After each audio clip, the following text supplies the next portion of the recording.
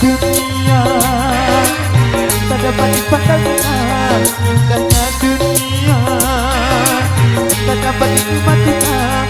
Terang bagi orang, gelap bagi dia, indah bagi orang, suram bagi dia.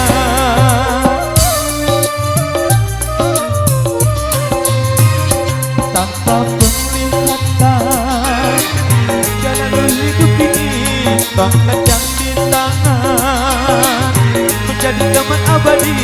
Begitu derita nasib orang buta, hidup di dunia di dalam kesulitan.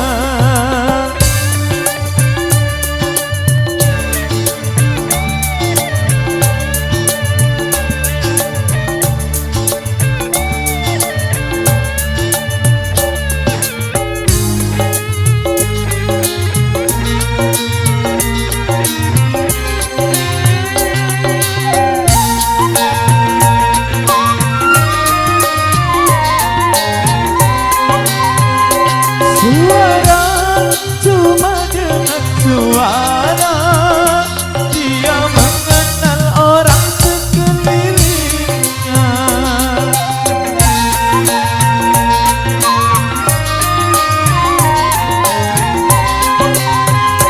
Meraba cuma meraba-raba dia menelusuri jalan hidupnya.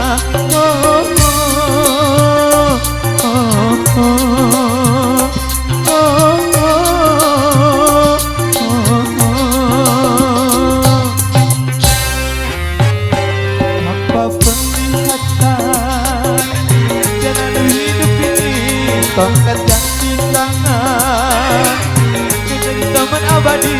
Begitu derita nasib orang buta, hidup di dunia di dalam kesulitan.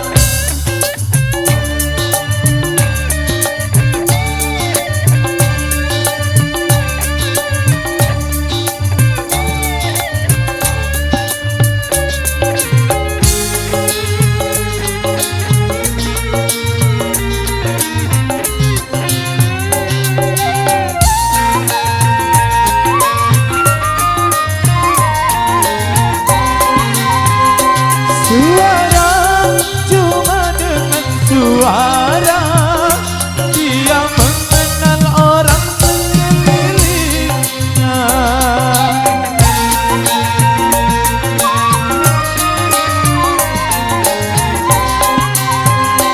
Meraba cuma meraba-raba dia menelusuri jalan hidupnya.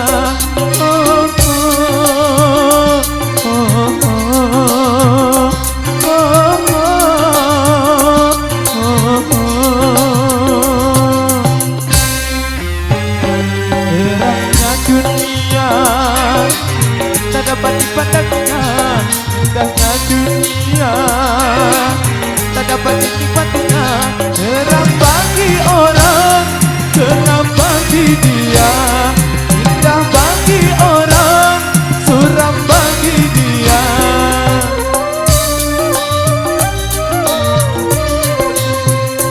Tanpa penglihatan jalan hidup ini, tongkat yang di tangan menjadi teman abadi. Begitu derita nasib orang buta, hidup di dunia di dalam kesulitan.